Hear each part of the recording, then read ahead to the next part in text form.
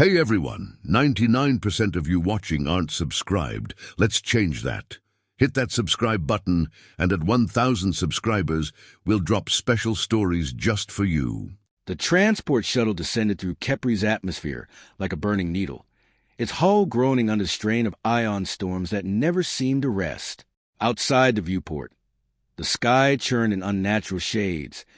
Deep violet clouds streaked with electric blue lightning, as if the planet itself was alive and irritated by visitors. Dr. Elian Voss barely looked up. He sat strapped into a worn acceleration seat, reviewing data on a flickering holopad balance against his knee. Lines of alien physiology scrolled endlessly: muscle densities, neural pathways, metabolic anomalies. Most of it had been redacted, classified under military clearance. That alone told him everything he needed to know. First time on Kepri? The pilot asked over his shoulder, voice half buried under the rumble of turbulence. Elian didn't answer immediately. He zoomed in on a grainy anatomical scan, an enormous skeletal structure with layered plating that didn't match any known evolutionary branch. First time seeing something this contradictory, he said finally. The pilot snorted. That's one word for it. Another jolt shook the shuttle. Warning lights flickered briefly before stabilizing. You know what they call that thing down there? The pilot continued. The apex beast. Some of the guys just call it the end. Elian set the holopad down. Everything has a beginning, he said, which means it also has a reason. The pilot didn't respond to that. Most people didn't. The outpost came into view through the storm, a cluster of reinforced structures embedded into a jagged plateau, surrounded by layered defense grids that shimmered faintly in the charged air. Outpost Kepri wasn't built to explore. It was built to contain. As the shuttle touched down with a heavy thud, Elian felt it immediately. The tension. Not the kind that came from war or fear alone, but something deeper, something watchful. The hatch opened with a hiss. Hot, metallic air flooded in. Elian stepped out. Every head turned toward him, not with curiosity, with skepticism. He adjusted the strap of his field kit and walked forward, boots crunching against the dust-coated landing pad. Soldiers stood in loose formation nearby, their armor scarred and patched, their expressions hardened by whatever they had seen here. One of them stepped forward. Captain Rice, tall, broad-shouldered, with a face that looked like it had forgotten how to relax years ago. "You're the vet?" Rice asked, looking Elian up and down. "Elian Voss," he replied calmly. "Xeno-veterinary specialist." Rice's eyebrow twitched. "You're joking." Elian didn't smile. No. A few nearby soldiers exchanged glances, barely hiding their amusement. Rice exhaled through his nose. "We requested a xenobiologist, or a weapons analyst. Not this. This," Elian said evenly, "is exactly what you need." That earned him a sharper look. Rice stepped closer, lowering his voice. "Let me make something clear. Doctor, whatever you think this isn't a zoo. We don't study these creatures. We don't rehabilitate them." Elian met his gaze without flinching. "What do you do, then?" Rice's expression hardened. "We survive them." The interior of the outpost was colder than Elian expected. Not physically. Temperature control was stable, but in design. Clean metallic corridors. Minimal lighting. No unnecessary comfort. Everything here had a purpose, and none of it involved ease. As they walked, Elian noticed the details others might miss. Scorch marks along reinforced walls. Emergency bulkheads scratched from the inside. Sections that had clearly been rebuilt more than once. How many containment failures? Elian asked. Rice didn't slow. Classified. That many, then. Rice shot him a look. "You ask a lot of questions." "That's my job." "No," Rice said. "Your job is to stay out of the way." They reached a secure door, thick, layered, humming faintly with energy. Two guards stepped aside as Rice approached. A panel scanned his biometrics, then emitted a low tone of authorization. The door slid open. "Welcome to your assignment," Rice said. The observation chamber overlooked a vast containment field. Elian stepped forward slowly and stopped. For a moment, his mind refused to process what he was seeing. The apex beast wasn't just large. It was impossible. It lay partially coiled within the containment zone, its body stretching far beyond what the eye could comfortably track. Segmented armor plates overlapped like a living fortress, each one reflecting faint, shifting light from within. Bioluminescent veins pulsed beneath the surface, slow, steady, like a heartbeat too vast to comprehend. Its head rested low, partially obscured by shadow, but even from this distance, Elian could see the shape of it. Angular, ancient, built for something far beyond simple predation. XK, 9 Leviathan, Rice said. Top of the food chain. No natural predators. No known origin. Elian didn't respond. He stepped closer to the glass. The beast didn't move, but something about it felt wrong. Not dangerous. Not aggressive. Wrong. How long has it been here? Elian asked quietly. 3 months. And in that time, Rice crossed his arms. We've lost 12 people, 2 full containment grids, and enough equipment to fund a small war. Elian nodded slowly. And you think it's a problem? Rice frowned. It is the problem. Elian tilted his head slightly, studying the faint irregularity in the beast's pulsing glow. No, he said softly. It's reacting to one. Rice's patience snapped. It tore through a reinforced barrier, like it was nothing. And yet, Elian replied, it's still here. That gave Rice pause. Elian gestured toward the beast. If it wanted to leave, it would have. You said it yourself. Nothing can stop it. Rice didn't answer, because he couldn't. Elian leaned closer to the observation glass. The pulsing light beneath the beast's armor flickered, just slightly. A stutter, a flaw in the rhythm, like a heart skipping a beat. Elian's expression changed. Subtle, but certain. It's not stable, he said. Rice blinked. What? Elian turned, calm but focused now. Your apex predator isn't preparing to attack. He glanced back at the creature. It's trying to survive. The alarm didn't wait for permission. A deafening klaxon tore through the outpost, red lights flooding the corridor outside. Rice's comm unit crackled to life. Containment breach in Sector 3. Energy net failure. The Leviathan is static. Then, down. It's down. Silence filled the observation room. Rice swore under his breath and grabbed his weapon. Elian didn't move right away. He looked back at the beast one last time, at the flickering, unstable glow beneath its armor, and then he understood. Not a monster, not a weapon, a system on the verge of collapse. He grabbed his kit. I'm coming with you. Rice turned sharply. Absolutely not. You said it yourself, Elian replied, already moving toward the door. Nothing can stop it. He paused just long enough to meet Rice's eyes. But something might be able to save it. And with that, he ran toward the chaos. The corridor shook as Elian and Captain Rice sprinted through it. Emergency lights painted everything in flashing red, turning the sterile metal walls into something alive, something pulsing, warning, screaming. Overhead, the klaxon howled without rhythm, as if even the alarm system had lost control. Sector 3 is collapsing, a voice shouted over comms. All units evacuate. Repeat, evacuate. Rice didn't slow. Elian kept pace, his field kit slamming against his side with every step. What exactly failed? Elian asked, breath steady despite the chaos. The energy net, Rice snapped. It's designed to disrupt its nervous system if it gets too active. Elian's jaw tightened. Disrupt how? Rice didn't answer immediately. That hesitation was enough. How? Elian pressed. Overload, Rice said finally. It floods the thing with feedback, forces it down. Elian's stomach dropped. You didn't force it down, he said. You crashed its entire biological system. Rice shot him a glare. It was at, or let it tear the outpost apart.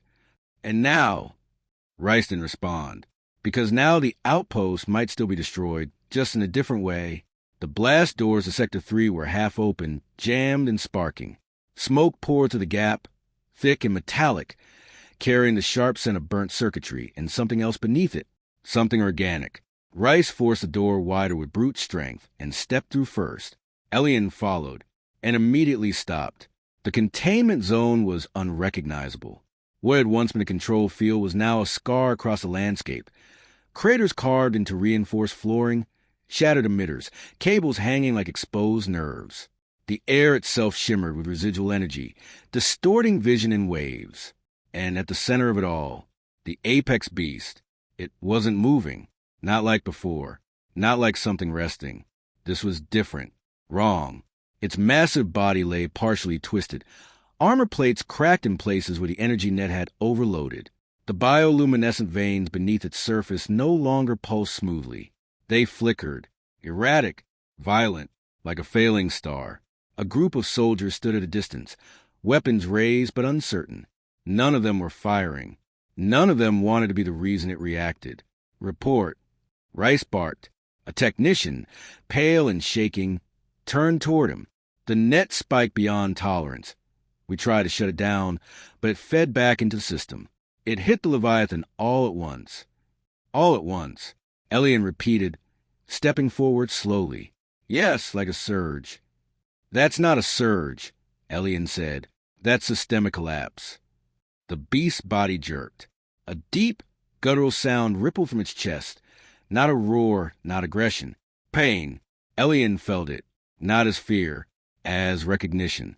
Stay back, one of the soldiers shouted as Elian moved closer. It's unstable. I know, Elian said. He didn't stop. Each step brought more detail into focus. The cracks in the armor weren't just external damage. They revealed something beneath. Not flesh in the way humans understood it, but layered structures, shifting, luminous, like living circuitry fused with biology. A hybrid system. Organic and something else. No wonder had reacted so violently to the energy net. They hadn't just stunned it, they had scrambled it. Elian crouched slightly, narrowing his focus. Ignore the size. Ignore the danger. Look at the pattern. The flicker. The rhythm. There. A surge of light raced along the B-side, then collapsed inward toward its core. Too fast. Too chaotic. No regulation. Cardiac cascade, Elian whispered. Rice stepped closer behind him. Speak plainly, Doctor. It's dying, Elian said, and not quietly. The beast convulsed again, this time harder. The ground trembled beneath the impact. The flickering light intensified, shifting from unstable pulses to a rapid, blinding flare that leaked through every crack in its armor. The air vibrated. A high-pitched whine began to build, low at first, then rising. What is that? A soldier asked, panic creeping into his voice. Rice's face went pale. Charge up. Elian turned. Charge up. These things, Rice swallowed. When their core destabilizes, they don't just shut down. The whine grew louder, sharper. They release everything at once. Elian's mind snapped into clarity. A biological failsafe, or a catastrophic failure. Either way, detonation, he said. Rice nodded once. You got seconds. Time didn't slow. It sharpened. Elian's vision narrowed to the beast alone. Everything else, the soldiers, the alarms, the fear, faded into background noise. Pattern. Find the pattern. The glow wasn't random. It was trying to stabilize, but failing. Feedback loops collapsing in on themselves. Like a heart trying to beat without rhythm. 2 seconds. That's all he would get. 2 seconds to interrupt a system the size of a building. 2 seconds to do what no one here even believed was possible. Behind him, someone shouted, Fall back. It's going to blow. Elian didn't move. Then he ran forward. Vas! Rice yelled, What are you doing? Elian didn't answer, because there was no time left for explanations. Heat slammed into him as he crossed the final stretch. The air near the beast was thick, charged, almost liquid with energy. Every instinct screamed at him to stop, to turn back, to survive. He ignored all of it. He slid to a stop beside the creature's neck, one of the few places where the armor plates overlapped imperfectly. A weakness, or an access point. The glow beneath that section was the brightest, the most unstable. That was the core. That's it, Elian murmured. The whine peaked. A soldier screamed, 1 second. Elian's hands were already moving. He tore open his field kit, grabbing the emergency injector. It was never meant for something like this. Its dosage calibrated for creatures a fraction of this size. Didn't matter. He adjusted at mid-motion, overriding safety limits, forcing the device to push far beyond its intended capacity. If your biology follows any logic at all, he muttered, breath steady despite everything. This will reach you. The beast convulsed again. The light flared, blinding. Elian didn't hesitate. He drove the injector forward, straight into the narrow gap between the plates, and triggered it. For a fraction of a second, nothing happened. The wine held. The light burned. The world stood on the edge of annihilation. And Elian Voss didn't move, didn't breathe, didn't look away. Because this was the moment. 2 seconds. Everything balanced on them. For a fraction of a second, the universe held its breath. The injector hissed as it discharged its entire payload into the apex beast. Then, nothing. No immediate reaction. No explosion. No miracle. Just silence stretched to the breaking point. The blinding glow beneath the creature's armor continued to surge, spilling through fractures like molten light. The high-pitched whine remained, sharp, unbearable, rising toward a catastrophic peak. Behind Elian, boots pounded against metal as soldiers retreated. "Get back!" someone shouted. "It's too late." But Elian didn't move, because he knew something they didn't. Biology never responded instantly. Even at this scale, there was always a delay, a fraction of a second where systems decided whether to fail or recover. The injector clicked empty in his hand. Elian slowly released it, letting it fall against the beast's armored hide. His eyes stayed fixed on the glowing fractures. "Come on," he whispered. "Adapt." The word wasn't command.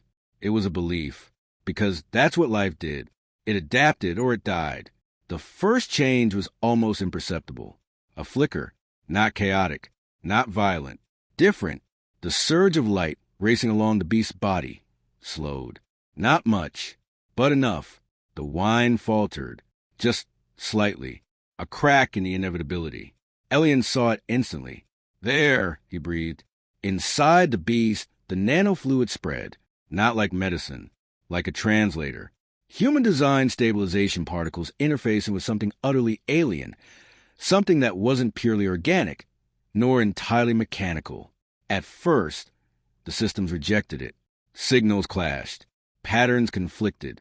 The beast's core surged again in response, trying to purge the intrusion. The light spiked. The whine screamed higher. And for one terrifying instant, it seemed like the intervention had made things worse. Behind him, Rice shouted, "Voss, move!"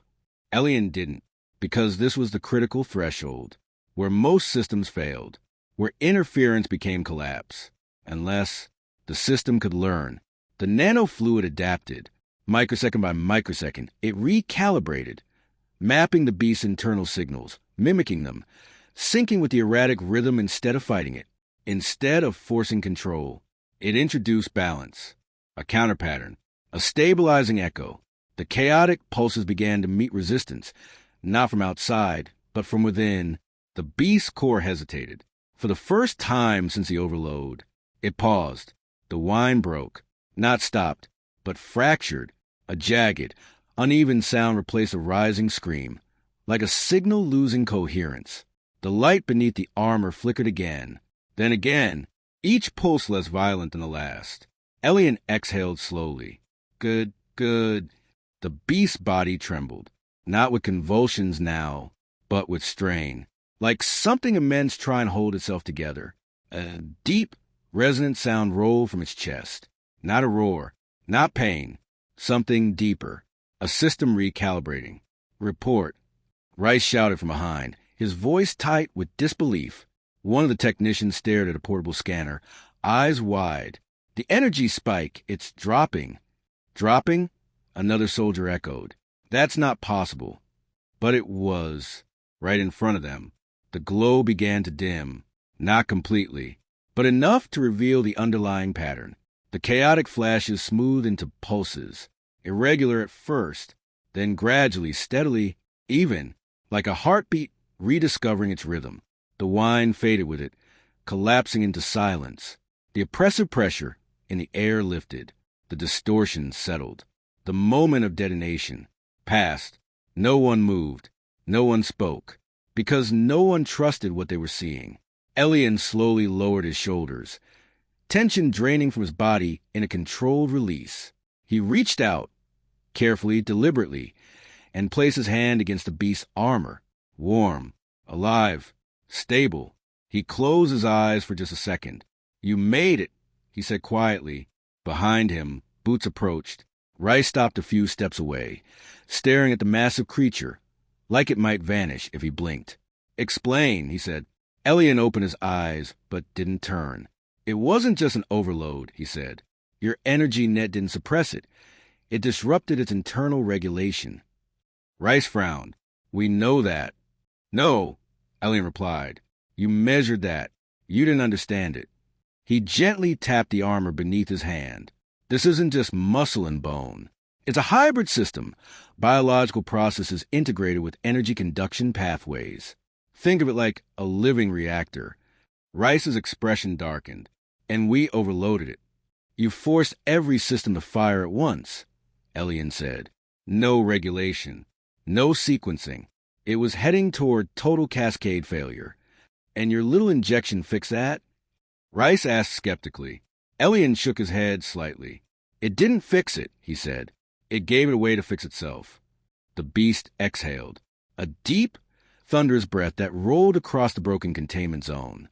Several soldiers flinched instinctively, weapons raised halfway, then hesitated, because the creature didn't move aggressively. It didn't lash out. It didn't even open its eyes. It simply breathed, steady, controlled, alive. The scanner technician spoke again, voice trembling. Core activity stabilized. Silence. Then, "It's not going to detonate." The words hung in the air. Unreal. Unacceptable. True. Rice let out a slow breath, running a hand over his face. "I just watched you inject a collapsing apex predator the size of a building," he said, "with something designed for what livestock?"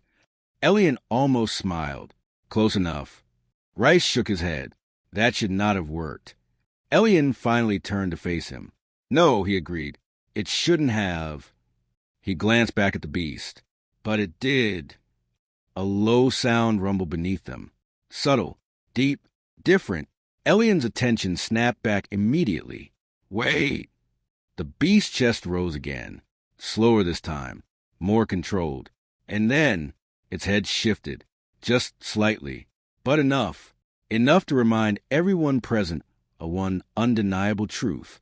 Stabilized did not mean harmless. Weapons snapped up instantly. "Hold your positions." Rice barked.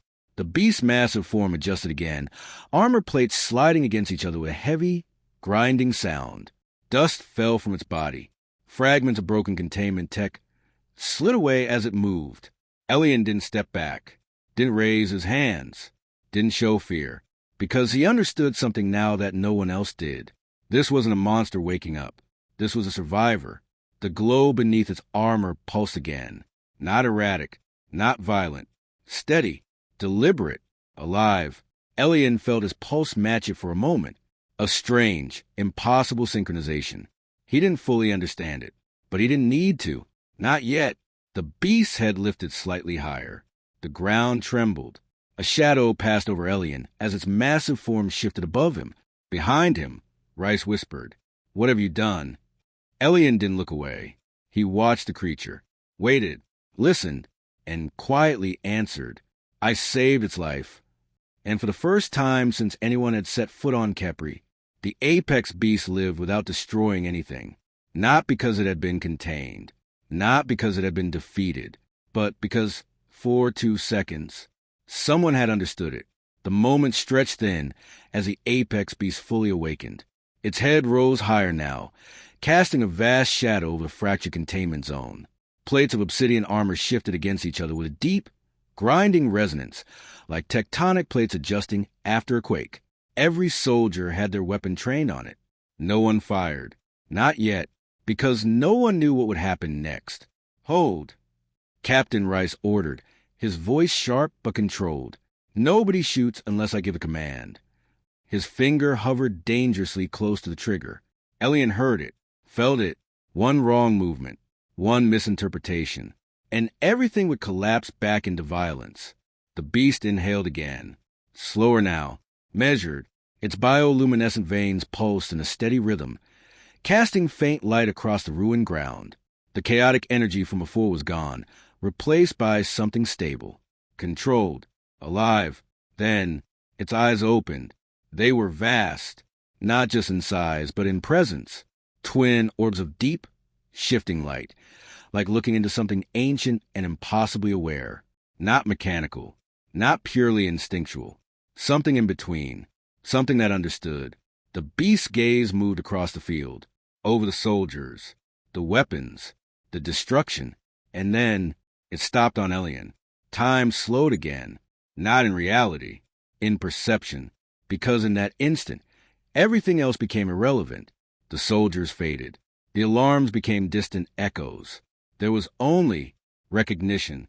Elian didn't move, didn't reach for anything, didn't break eye contact. He stood there, small and fragile compared to the creature towering over him, and completely still. "Don't," Rice warned under his breath. "If it charges—" "It won't," Elian said quietly. "You don't know that." Elian's voice didn't change. "Yes," he said, "I do." The beast tilted its head slightly, a subtle motion, but deliberate, studying him. The glow beneath its armor shifted, just slightly brighter at the chest, then dimmed again. A signal, not of aggression, of awareness. Elian took a slow step forward. Weapons instantly clicked tighter behind him. "Voss," Rice snapped. "Trust me," Elian said. Rice hesitated. Every instinct he had screamed against it, but he had just witnessed the impossible. And for the first time since arriving on Kepri, he didn't interrupt. Elian stopped just within reach, close enough to feel the heat radiating from the beast's body, close enough to hear it breathe. Slow, deep, alive. He raised his hand.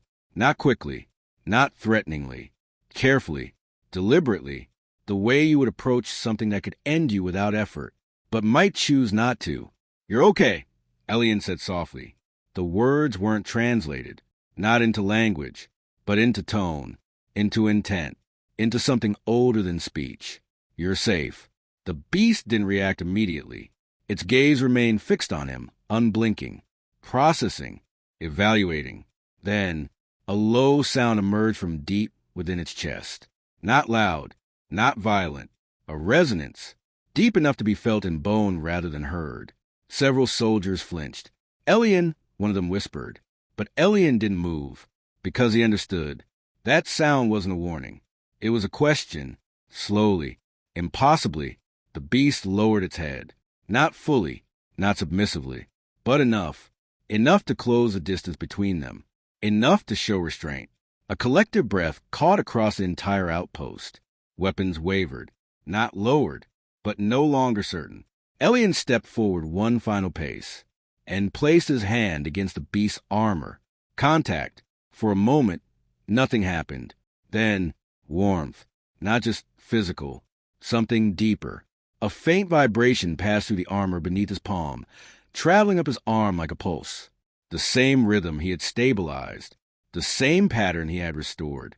Now, shared.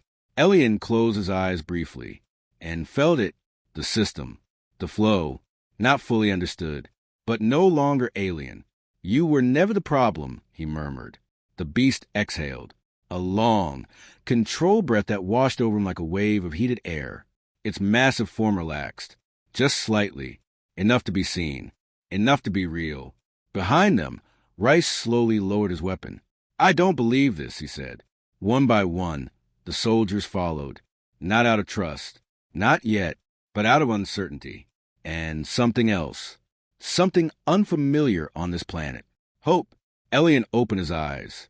The beast remained still, watching him, not as prey, not as threat, but as something different. "You felt it too, didn't you?" Elian said quietly. The beast's glow pulsed once in response. Steady, deliberate, alive. Rice stepped closer, still cautious. "What happens now?" Elian didn't look away from the creature. "That depends," he said. "On what?" Elian finally glanced back. "On whether we keep treating it like a weapon," he said, or start treating it like a living system. Rice frowned. It is a weapon. Elian shook his head. No, he said.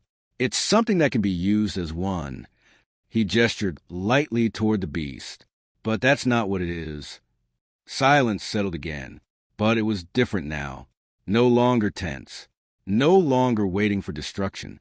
Just still. The beast shifted slightly, adjusting its position. Not aggressively. Carefully, as if aware of its own weight, of the fragile structures around it, of the beings watching it. Learning, Elian stepped back, slowly lowering his hand. The connection broke, but not entirely, because something had already changed. On both sides, the glow beneath the beast's armor pulsed once more. Strong, stable, alive, not a ticking bomb, not a monster waiting to strike, but a creature that had been understood. For the first time, Rice exhaled slowly. 2 seconds, he said. Elian nodded faintly. That's all it took, he replied. Above them, the storm over Kepri began to shift, not clearing, not ending, but changing, just enough to let a faint, unfamiliar light break through the clouds. And below, where fear had once ruled, something else had taken root. Not control, not dominance, but connection. The apex beast did not roar. It did not attack. It did not flee. It simply stood, alive, beside the one who had saved it. And for the first time, that was enough.